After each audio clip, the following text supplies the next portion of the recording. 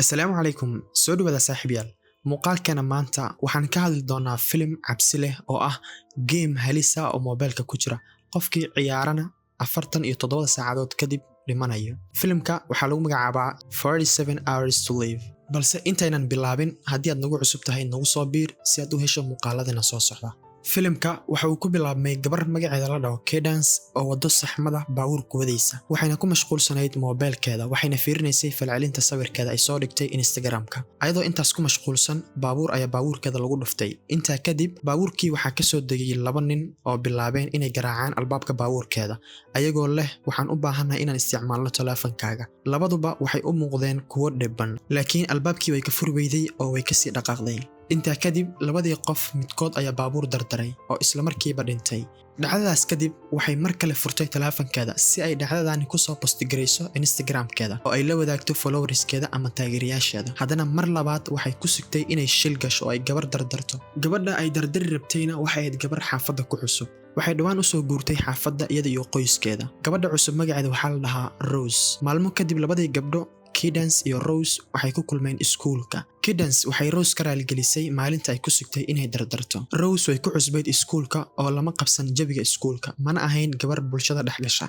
Halka Cadence ay ahayd gabar furfuran oo bulshada dhexgasha. Sidoo kale sumcad xumo ayay ku lahayd iskuulka. Kadib labadooda waxay noqdeen dad isku xiran oo saaxiibo dhow isu ah, inkastoo ay shakhsiyaadkooda kala duwanaayeen. Habeenada ka mid ah waxay ku sugnaayeen qolka Cadence. Rose waxay daawanaysay filim cabsi leh, laakiin ma noqonin filim xiisaheeda kiciya. Cadence intaas kadib waxay u sheegtay ciyaartii ay maqashay.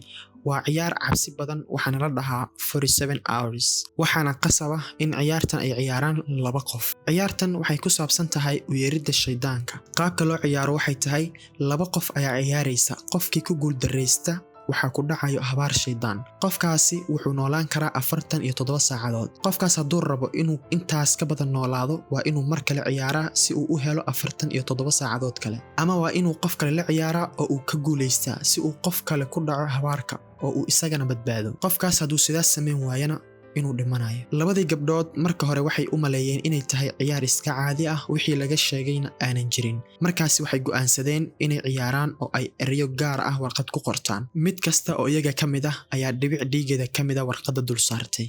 Kadibna way gubeen. Tallaabadii xigtay waxay sameeyeen in ay 10 sekin taleefanka ama saacadda timerka saartaan iyo mid kasta sawirkeeda. 10kaas sekinna uu qof kasta wax ku sheegayo, yacni shaydaan u yeerayo. Kadibna qofkii dhameeya uu qof kale siiyo taleefanka. Qofkii waqtiga ku dhamaadana uu noqon doono qofka khasaaray oo habaarka ku dhacayo. Labaduba waxay bilaabeen inay ciyaaraan. Rose ayaa noqotay tii laga badiyay, sababtoo ah waqtiga wuxuu ku dhamaaday sawirkeeda. Hadda Rose sida laga soo xigtay ciyaarta waxay haysataa 47 saacadood si ay u noolaato. Inkasta ay ciyaartu aysan u muuqan mid macquula, laakiin Rose waxay ahayd mid yara walwalsan oo bilowday inay internetka ka baarto waxa ku saabsan ciyaartan. Waxayna ogaatay in dad badan ciyaartan ciyaareen ay dhinteen. Dabcan Rose markii ay akhriday waxaasoo dhan aad ay u cabsatay. Taleefankeeduna wuxuu bilaabay inuu girgiriiro.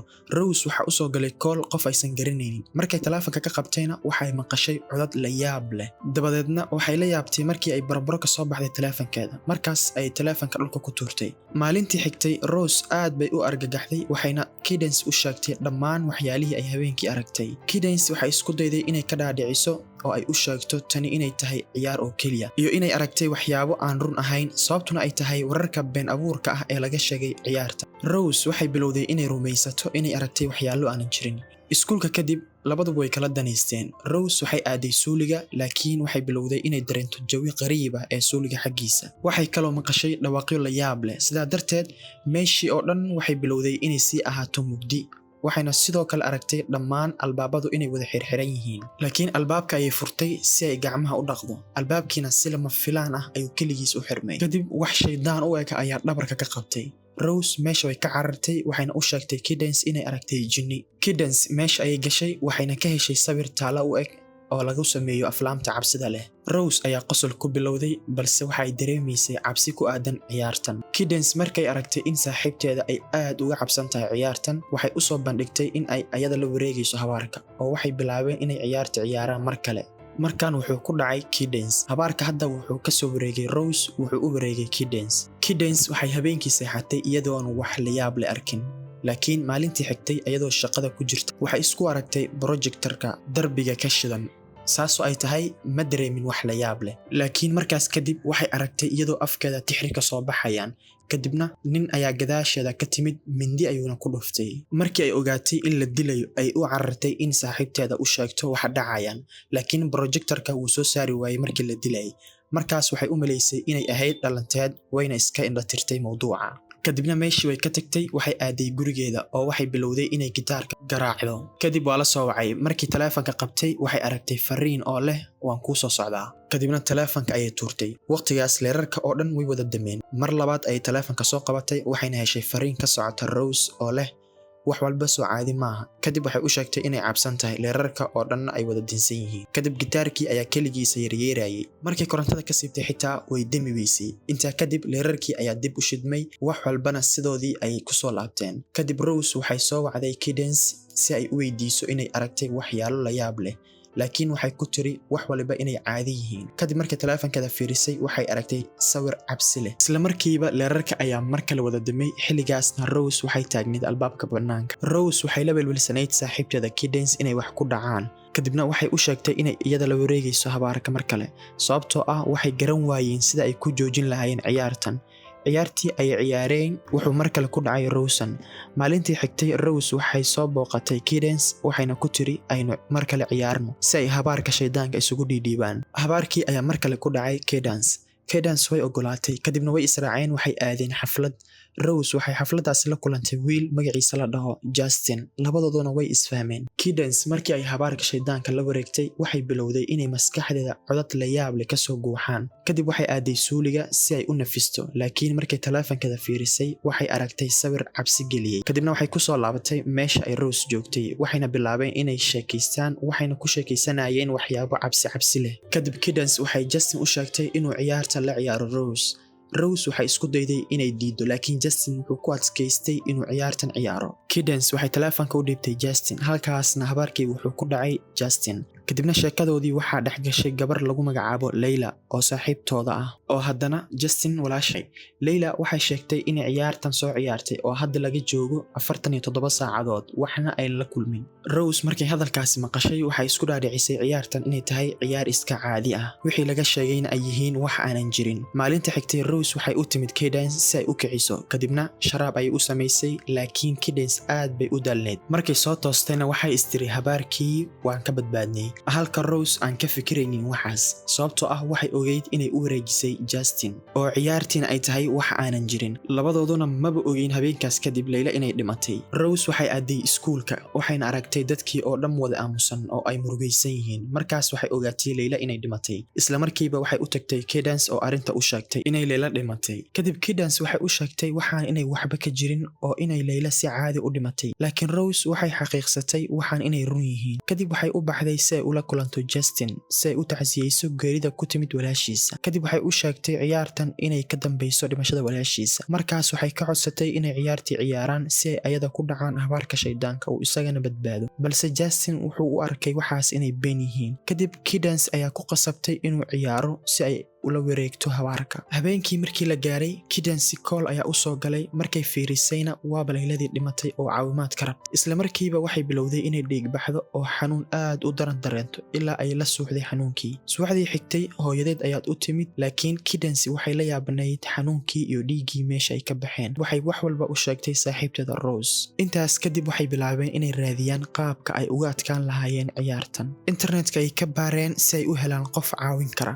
kadib waxay heleen adreeska qofka ayaga caawin lahaa adreeskii ay tageen waxay la kulmeen gabar maamule ka ah website-ka lagu soo bandhigay ciyaartii ama geemkii 47 saacadood waxay u sheegtay inaysan ayada ahayn qofka soo saaray ciyaartan oo ay jiraan dad kale soo qoray ciyaartan sidoo kale waxay u sheegtay ciyaartan qofka sameeyay inuu yahay qof aan la aqoonin kadib waxay caawimaad ka dalbadeen dadka hackeriska ah si ay u helaan cinwaanka qofka sameeyay ciyaartan nasiib wanaag way heleen cinwaankii waxay aadeen cinwaankii waxayna la kulmeen nin oday ah wuxuuna u sheegay inuusan weligiisa wax qorin sidoo kale inuusan waxba ka ogeyn ciyaartan kadib ayagoo welwelsan oo iska socda waxaa soo wacday laba gabdho ayagoo dhan nooc kala ah. waxayna ogaadeen in Rose iyo Cadence ay ciyaareen gamekan. kadib Rose ayaa u sheegtay in gamekan ciyaartay. markaas labadii gabdho waxay Rose weydiiyeen muddada ay ku jirtay gamekan. Rose waxay sheegtay inay hal isbuuc ku dhex jiraan ciyaartan. kadib mid ka mid ah labadii gabdho meesha ku jirtay waxay sheegtay inay ciyaartan ku dhex jiraan muddo 5 sano ah oo ay isu dhidhiibayeen habaarka shaydaanka si ay muddo badan u noolaadaan. kadib waxay sheegeen inay ayaga yihiin dadka soo saaray ciyaartan. Rose iyo Cadence intaynan bixin gamekii ay ciyaareen, sidaasna wuxuu habaarkii ku raacay Rose. kadibna waxay bilowday inay maqasho codad cabsi leh iyo sawir cabsi leh inay aragto. waxay u carartay suuliga waxayna bilowday inay dhiig baxdo. markasta ay gamekan ciyaarto waa markasta ay halis badan la kulanto. maalintii xigtay ayagoo iskuulka joogaan, Cadence waxay soo bandhigtay inay qof kale u wareejiyaan halistan si ay iyaga u badbaadaan, haddii kale way dhimanayaan. laakiin Rose way diiday inuu qof kale ciyaartan ku dhinto. habeenkii markii la gaaray, Rose waxay u timid Cadence si ay gameka u ciyaaraan oo ay u helaan saacado badan. laakiin Cadence aad ayay uga qaylisay waxayna ku tiri waxaan wax jira maahan, aniga la wareegayo halistan. taleefanka ayay furtay, waqtigiina wuu ku dhammaaday, waxayna u haystay inay halistii la wareegtay. maalintii xigtay Rose waxay ogaatay halista inay ayada ku sugan tahay oo aanan saaxiibteeda la wareegin. isla markiiba waxay wacday saaxiibteeda Cadence, laakiin Cadence mudanaheeda ayaa taleefanka ka qaatay. warbaahintana waxay sheegayeen inay soo socoto dabeel aad u xoogan. Rose-na waqti yar ayaa u hartay, haddaysan gamekii ciyaarin way dhimanaysaa. Rose waxay isku dayday inay iskuulka ka soo baxdo, laakiin albaabadii oo dhan way xirnaayeen.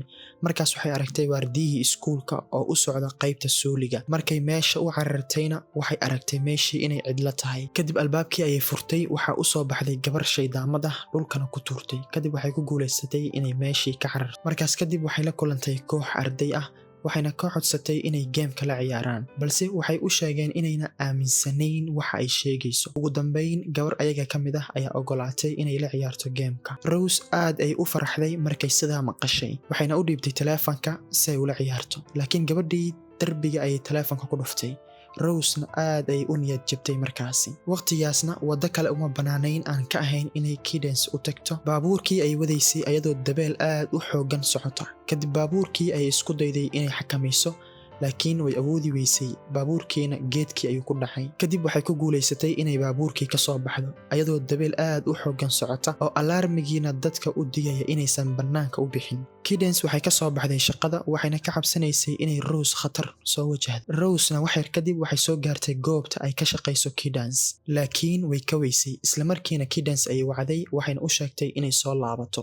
ugu dambayn Cadence way soo laabatay. ayagoo rabay inay gamekii ciyaaraan ayaa dabeeshii zaa'id u kacday. waxayna galeen baabuurkiina dabeesha socota darteed la gudoomay. markaasna Rose aad ay u xanuunsatay, laakiin Cadence waxay ku qasabtay inay gameka ciyaarto si ay u badbaado oo ay la wareegto helista. kadib Rose taleefanka ayay qabatay, wixii la akhristo ay akhrisay. kadibna waxay taleefanka u dhiibtay Cadence si ay ayada la wareegto, laakiin nasiib darro taleefankii ayaaba hawadii ka baxay wuuna damay. 47 saacadoodna halkaas ay ku ekeed. isla markiiba waxaa xagga sare ka soo dhacay gabal alwaaxa, wuxuuna caloosha ka galay Rose. halkaasna ayay Rose ku dhimatay. markaas kadib qisadii waxaa lagu faafiyey baraha bulshada, waxayna noqotay qiso caan ah. kadib waxaa soo baxday 2 gabdho, waxay maqleen qisadii laakiin way aamini waayeen qisada. waxay isku dayeen inay tijaabiyaan gamekii ayay ciyaareen, sidaasna waxaa ku dhacay halistii. mowduuca aad ayuu u soo laalaabtay, dad badan oo filimka ku jirana ay tijaabiyeen wayna ku dhinteen. halkaasna ayuu filimkii ku dhammaaday. fadlan haddii aad halahan la soo gaartay ha ilaabin inaad nagu soo biirto oo asxaabtaada la wadaagto.